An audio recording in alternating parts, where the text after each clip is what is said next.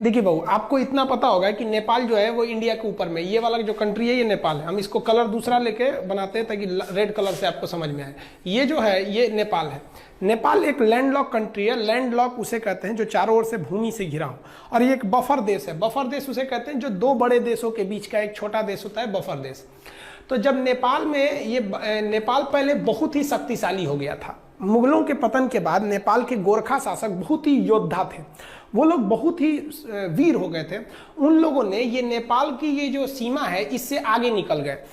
ये क्या किए, नेपाल में इसके अलावे ये लोग सिक्किम को भी ये लोग कब्जा कर लिए। ये वाला एरिया सिक्किम है, सिक्किम को कब्जा कर लिए। सिक्किम के साथ साथ नीचे का ये तराई एरिया है, ये जो तराई एरिया है ये अवध का था। तो नेपाल के शासकों ने अवध का एरिया भी कब्जा कर लिया। फिर ये आगे बढ़ के ये कुमायूं, उत्तराखंड का इधर का एरिया है कुमायूं, कुमायूं को कब्जा कर लिया। इधर गढ़वाल को कब्जा कर लिया। कुमायूं और गढ़वाल को मिला देते हैं तो उत्तराखंड हो जाता है। इन दोनों को कब्जा कर लिया। और यहाँ थी सतलज नदी और ये थी तीस्ता नदी। तो नेपाल की जो सीमा बन गई वो सतलज नदी से लेकर कहां तक हो गई, ये तीस्ता नदी तक हो गई। ये यहाँ टी लिख देते हैं, तीस्ता, एस फॉर सतलज। सतलज से तीस्ता नदी के बीच में इनकी क्या हो गई, सीमा बन गई। इतना लंबा इनका क्षेत्र हो गया। इन बढ़ते साम्राज्य को देखते हुए ब्रिटिशर्स, उस समय तो हम लोग स्वतंत्र थे नहीं, इंग्लैंड का कब्जा था हमारे ऊपर, तो जो ब्रिटिशर्स थे सब इंग्लैंड वाले, उन्होंने इसके साथ युद्ध कर दिया। उस युद्ध को कहते हैं एंग्लो नेपाल वार, आंग्ल नेपाल युद्ध। यह युद्ध चला 1814 से लेकर 1816 के बीच में। इस युद्ध में गोरखा बहुत वीरता से लड़े, लेकिन अंग्रेजों का हथियार अच्छा था, उनकी स्ट्रेटजी अच्छी थी। अंततः अंग्रेजों की जीत हो गई और 1816 में एक संधि साइन हुआ। उस संधि यानी समझौते का नाम था सुगौली की संधि। अब आपसे क्वेश्चन ये पूछ सकता है कि सुगौली की संधि कब साइन हुई थी। तो देखिए, सुगौली की संधि साइन हुई थी 1815 में, याद रखिएगा। और वो इम्प्लीमेंट यानी कब उसको अमल में लाया गया, कब से वो लागू हो गया, तो वो 1816 से। तो आप 1816 ही याद रखिएगा क्योंकि उसी दिन से वो लागू हुआ था। एक क्वेश्चन और पूछता है कि सुगौली कहाँ पे है, तो सुगौली बिहार के चंपारण में है। यहीं पे समझौता हुआ था गोरखा और अंग्रेजों के बीच में। इस समझौते के तहत कुछ बातें कही गई थी, उसको समझिए। इस समझौते के तहत कहा गया कि गोरखा लोगों ने जो गढ़वाल जीता है वो अंग्रेजों को वापस करे, कुमायूं वापस करे, तराई का क्षेत्र वापस करे, सिक्किम वापस कर दे। तो जब ये वापस कर देगा तो नेपाल की तो सीमा बदल जाएगी। अब सतलज से तीस्ता थोड़ी रहेगी जब ये वापस कर देगा तो। तब नेपाल की एक नई सीमा का निर्धारण किया गया जिस पर लेकर अभी विवाद चल रहा है। तो उस सीमा का नाम क्या है, तो समझते हैं हम लोग। आंग्ल नेपाल युद्ध में जब नेपाल की पराजय हुई तो अंग्रेजों ने नेपाल के लिए सीमा का निर्धारण कर दिया। उन्होंने कहा कि उत्तराखंड में जो शारदा नदी है, इसी शारदा नदी को ना नेपाल के लोग काली या महाकाली कहते हैं। तो जो महाकाली नदी है वो यहाँ से सीमा बनाएगी पश्चिम से, और इस तरह में मेची नदी वो नेपाल से ही निकलती है। नेपाल का लास्ट नदी है मेची नदी। ये मेची नदी नेपाल से निकलकर बिहार के किशनगंज, इधर पे जिला है किशनगंज में महानंदा नदी से वर्तमान में मिल जाती है। तो ये इधर में महाकाली नदी बॉर्डर बन गया और यहाँ पर मेची नदी बॉर्डर बन गया। इन्हीं के बीच में क्या हो गया भैया, नेपाल हो गया। और नीचे में त्रिवेणी, आप पता होगा बिहार के चंपारण में त्रिवेणी बांध है, तो नीचे में त्रिवेणी नदी। तो ये नीचे का एरिया था, वो विवाद का कारण नहीं है। वर्तमान विवाद का काम महाकाली नदी। तो आप समझ गए। अब बात समझते हैं ये क्या चीज है, काला पानी और ये लेपुलेख विवाद, इस सब के बारे में। तो इतना समझे। अब नेक्स्ट स्लाइड में हम समझते हैं, ध्यान से समझिएगा। ये जो ट्रीटी थी, ट्रीटी को अगर आप ध्यान से देखेंगे इस पे, तो हम आपको समझा दिए थे। इंडिया नेपाल के बीच में एंग्लो नेपाल वार 1814 से 16 के बीच हुआ। सिगौली की संधि चंपारण में है 1816 में। कौन कौन से एरिया वापस करना पड़ा था, गढ़वाल, कुमायूं, तराई और सिक्किम का एरिया। नदी कौन कौन सी हो गई, महाकाली नदी से लेके, महाकाली नदी यहाँ से और इधर में मेची नदी के बीच में ये हो गया था। आप भले इसका स्क्रीनशॉट ले सकते हैं। पहले जो नेपाल था, पहले का नेपाल की सीमा यहाँ पे क्या थी, सतलज नदी, और इधर में तीस्ता नदी। लेकिन बाद में क्या कर दिया गया, नेपाल की सीमा को, नेपाल के सीमा को यहाँ पे ये हो गया आपका नेपाल में इधर बना दिया गया मेची नदी को, कि भैया पूरब में आपका मेची नदी और इस साइड में महाकाली नदी। तो ये सुगौली की संधि के बाद का है। नेपाल कहता है कि भैया हम इसी को मानेंगे। तो विवाद कहां से है, इसको मानेंगे। तो समझिए इसके बारे में। हालांकि इसका स्क्रीनशॉट लेना चाहते तो ले सकते हैं, नहीं तो आप एक नोट्स बनाते चलिएगा। विवाद का कारण क्या है, तो उत्तराखंड से हम लोग को मानसरोवर यात्रा की शुरुआत करानी थी हम लोग को। तो मानसरोवर यात्रा कैसे होगा, तो ध्यान से देखिए। मानसरोवर यात्रा के लिए हम लोग एक बहुत लंबा रास्ता तय करते थे। मानसरोवर जाने के लिए हम लोग सिक्किम के यहाँ पर एक दर्रा है जिसका नाम है नाथुला दर्रा। इस नाथुला दर्रा से हम लोग कैलाश मानसरोवर जाते थे। यहाँ शंकर जी का स्थान है कैलाश मानसरोवर पर्वत पर, महाकाल। तो यहाँ हम लोग जाते थे जो श्रद्धालु हैं। तो भारत सरकार ने सोचा कि क्यों ना हम इन लोग को उत्तराखंड के रास्ते पहुंचा दें। यहाँ पर भी एक दर्रा है जिसका नाम है लेपुलेख दर्रा। तो यहाँ से क्यों ना पहुंचा दे। आप खुद देखिए कि यहाँ से बहुत फायदा होगा, दूरियां घट जाएंगी। इससे एक और फायदा क्या हो जाएगा कि हम चाइना से फ्यूचर में जब कभी युद्ध होता है तो हम यहाँ से सेना भी पहुंचा सकते हैं, क्योंकि चाइना का भरोसा करना बेवकूफ़ी होगी। तो भारत सरकार ने यही सोचा कि भैया हम यहाँ सड़क बना देते हैं। तो भारत सरकार में जितनी भी सीमा पर सड़कें बनेंगी बॉर्डर पे, वो बनाने का काम करता है border road organisation BRO, border road organisation BRO। ये सेना के अंडर में एक संस्था है, यही काम करती है। ये क्या करेगी भैया, बॉर्डर पे सड़कें बना। अब विवाद कैसे हो गया, देखिए यहाँ पर काला पानी एक जगह का नाम है, काला पानी तक सड़क थी। उस सड़क को आगे बढ़ाकर लेपुलेख दर्रा तक लाया गया। यह सड़क की लंबाई थी 80 किलोमीटर। अब नेपाल कह दिया कि भैया आप ये जो सड़क बनाए हैं 80 किलोमीटर, ये हमारे एरिया में है, क्योंकि काला पानी और लेपुलेख दर्रा, लेपुलेख ये तीनों देशों के सीमा पर है। इधर में नेपाल, इधर में इंडिया, इधर नेपाल, इधर चाइना। तो ये जो आप सड़क बनाए ना, ये सड़क गलत है, ये हमारे एरिया में आप मत बनाइए। नेपाल कह रहा है कि हम सुगौली की संधि को मानते हैं, भारत कह रहा है कि हम भी उसी को मानते हैं। फिर विवाद कैसे हुआ, समझिए ध्यान से। देखिए आप इसको समझ लीजिए कि नेपाल है, यहां मान के चलिए नेपाल है, ये नेपाल हो गया। और यहां पर उत्तराखंड है, इधर का एरिया ये उत्तराखंड में। जो महाकाली नदी है उसकी 3 ठो शाखाएं हैं। ध्यान से समझिए, आप नक्शा को देखिए। जिसको हम ब्लैक कलर से किए हैं ये नेपाल है, और ये जो रेड कलर से बना दिए हैं ये इंडिया का उत्तराखंड राज्य है। अब सुगौली की संधि कहा गया था कि ये जो ब्लू कलर की नदी आ रही है, ये महाकाली नदी, ये नेपाल और इंडिया का बॉर्डर बनाएगी। दिक्कत इस बात की है कि नदी का उद्गम जो है वो 3 नदियों से मिलकर होता है।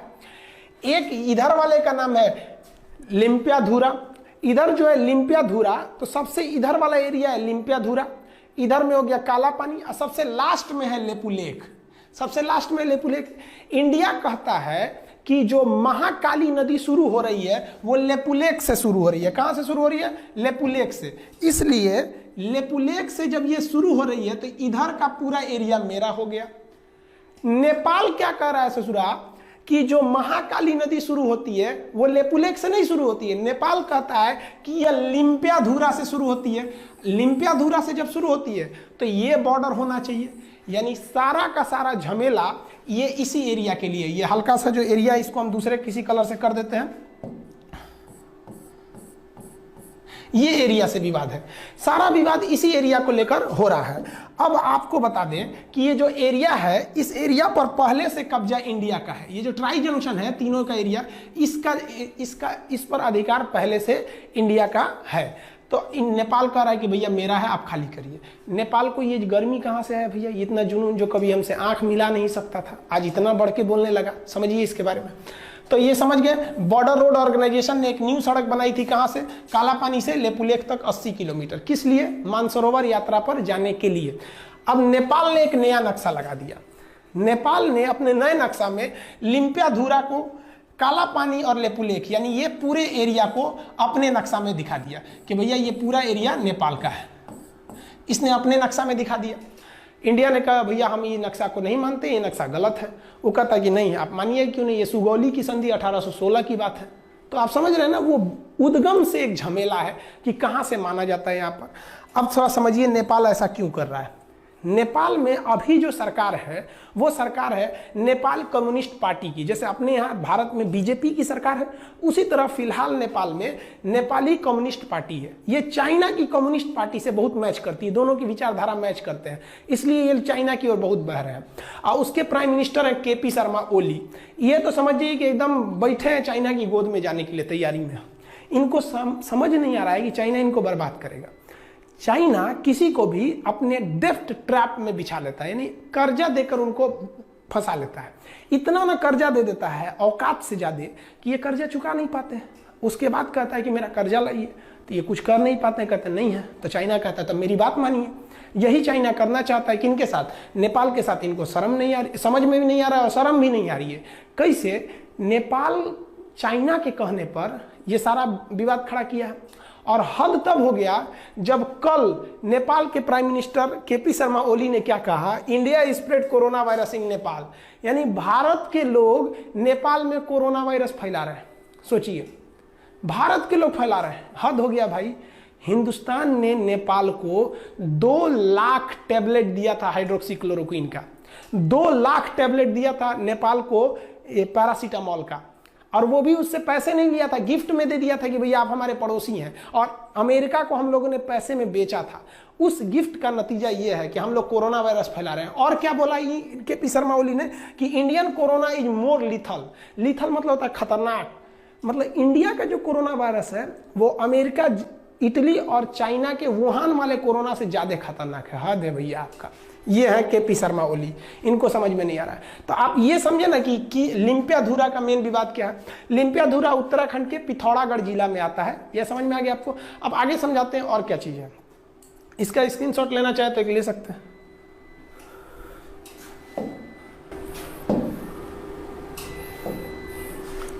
देखिए, जो सड़क बनाया गया है वो सड़क बनाना जरूरी भी था।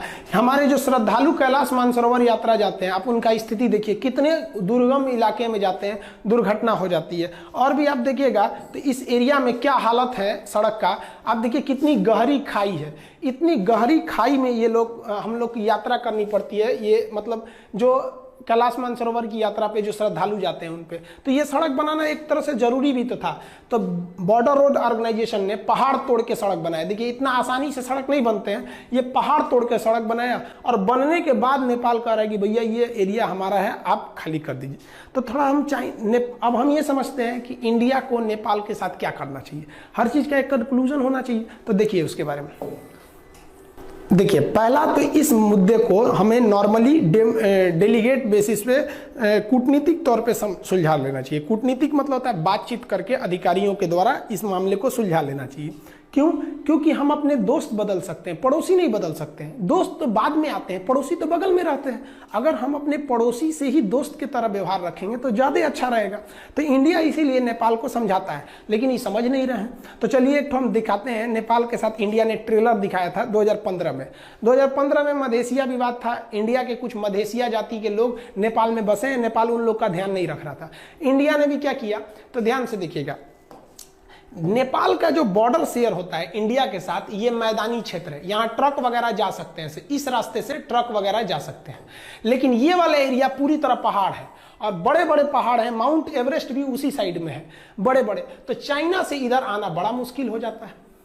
इसलिए चाइना हो गया या कोई भी हो गया, वो अपना सामान अगर चाहते हैं कि नेपाल को बेचे, तो वो नेपाल को बेचने के लिए वो सामान को चाइना से वो कलकत्ता बंदरगाह पे उतार देते हैं और कलकत्ता बंदरगाह से ट्रक के रास्ते इसको नेपाल पहुंचा दिया जाता है।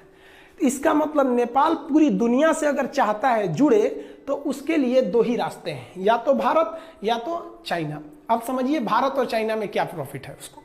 अगर कोई आलू आप नेपाल भेजते हैं इंडिया के रास्ते, तो ट्रांसपोर्ट को जोड़कर अगर खर्चा निकालिएगा तो 1 किलो आलू अगर 10 रुपया है, तो नेपाल पहुंचते पहुंचते वो 10 रुपये किलो का आलू 12 रुपये किलो हो जाएगा, क्योंकि यहाँ ट्रक वगैरह का भाड़ा भी जोड़ना है। लेकिन वही आलू जो 10 रुपये किलो अगर आप चाइना की ओर से भेजिएगा तो ये आलू 250 रुपये किलो हो जाएगा। इतना भयानक इधर मतलब पहाड़ है, सबकी जा ही नहीं पाएंगे आप यहाँ पे। तो इसलिए नेपाल को भी सोचना चाहिए कि भैया अगर भारत ने यहाँ से ब्लॉक कर दिया तो हालत खराब हो जाएगा। 2015 में भारत ने यहाँ से ब्लॉक कर दिया था, 2 महीने तक ब्लॉक कर दिया। 2 महीने में नेपाल का ये हाल हो गया कि नेपाल के जहाजों के पास पेट्रोल नहीं था। वो नेपाल के प्रधानमंत्री बोले थे कि कोई भी जहाज अगर नेपाल में आता है ना, तो आप वो जहाज का पेट्रोल लेके आइएगा, हमारे यहाँ पेट्रोलों नहीं बचा हुआ है। ये हाल हो गया है नेपाल का। तो अगर इंडिया ब्लॉकेज लगा देता है तो नेपाल कहीं का नहीं बच पाएंगे। तो नेपाल को भी सोचना चाहिए कि हम ये ट्राई जंक्शन जो है, जिसे वो लिम्पियाधुरा को मान रहा है, हम लेपुलेख को छोड़ ही नहीं सकते हैं, एकदम कंफर्म छोड़ नहीं सकते हैं। और ये नरेंद्र मोदी बैठे हैं प्रधानमंत्री, कश्मीर छोड़वे नहीं किए, लोग कूद रहे थे पाकिस्तानी, ये वो लेपुलेख छोड़ेंगे यहाँ पे। इनका भी दिन खराब चल रहा है, विनाशकालीन विपरीत बुद्धि। आप समझदार हैं, आप भी समझते हैं ये सब चीज़ों के बारे में। तो ये टोटल ट्राई जंक्शन का विवाद था। आप होप आप समझ गए होंगे काला पानी। तो काला पानी, लेपू लेक, लिम्पियाधुरा, ये एरिया जो है ये कहाँ पर है? पिथौरागढ़ उत्तराखंड में है। तो नेपाल को इंडिया की कितनी ज़रूरत है आप समझ सकते हैं। और हम लोग ने कभी भी नेपाल का बुरा नहीं चाहा है। इवन हमको नेपाल के बारे में भी सोचना चाहिए। हिंदुस्तान ने ऐसा कोई युद्ध नहीं जीता है जिसमें नेपाल के गोरखा भाइयों का खून न बहा हो। हमारे जनरल थे मानिक साहब, बहुत ही बहादुर फील्ड मार्शल, जनरल से भी ऊपर का पद होता है फील्ड मार्शल। इतना ऊपर पद होता है सेना में कि आज तक 2 ही लोग को मिला ही, KM करियप्पा और मानिक शाह। मानिक शाह ने बोला था कि अगर तुमसे कोई कहता है कि मुझे मरने से डर नहीं लगता है तो समझ जाना वो झूठ बोल रहा है, या तो वो गोरखा सिपाही है। तो भारत में गोरखा सैनिक भी है। तो हमें ये भी देख के चलना है कि नेपाल से अच्छा संबंध बना के रखें ताकि वहाँ से हमारे देश में गोरखा सैनिक आ सके। बहुत ही योद्धा होते हैं और पहाड़ों पर लड़ने के लिए माहिर होते हैं। और कश्मीर में पहाड़ी एरिया में वो बहुत कुशलता से अंजाम दे सकते हैं। कारगिल की लड़ाई में भी वो लोग भाग लिए थे। हम भी भगवान से दुआ करते हैं कि भाई जल्दी जल्दी, एक तो कोरोना का संकट है, उस पर से एक नया संकट लेके चले आए, तो इसको भी जल्दी से सुलझा लेंगे नेपाल और भारत के इस रिश्ते को। आई होप आप इसको समझ गए होंगे। नेक्स्ट हम आपको समझा देंगे कि टूर ऑन ड्यूटी क्या चीज़ है, सेना में 3 साल कैसे जाना है, फिर नेपाल से क्या, नेपाल के साथ चाइना के साथ अभी जो नया विवाद हो गया है वो क्या चीज़ है, इस सब के बारे में हम समझा देंगे। वीडियो 5-6 दिन से नहीं डाल पाए एक्चुअली, बहुत लॉकडाउन के पीरियड में सबको बहुत सारे काम हैं। बहुत से ऐसे गांव हैं जहां पे गवर्नमेंट नहीं पहुंच पा रही है, उन लोग को भी खाना पानी देना रहता है। तो आपको भी अगर कहीं ऐसा लगता है कि कोई ज़रूरतमंद है तो आप भी वहां जाइए, हर काम छोड़ के वहां जाइए, क्योंकि बार बार अपने देश को सेवा करने का मौका आपको नहीं मिलेगा। यही वक्त है कि आप अपने कामों के बीच में से कुछ समय निकाल के उनको भी समय दीजिए। तो जब अब कभी कभी वीडियो रुक जाता है तो आप बात समझिए बाबू, उस काम को भी हम छोड़ नहीं सकते। तो थोड़ा हम उधर बिजी थे इसलिए हम वीडियो नहीं बना पाए। अब आ गए हैं, अब वीडियो कंटिन्यू रहेगा। आई होप आप ये समझ गए होंगे।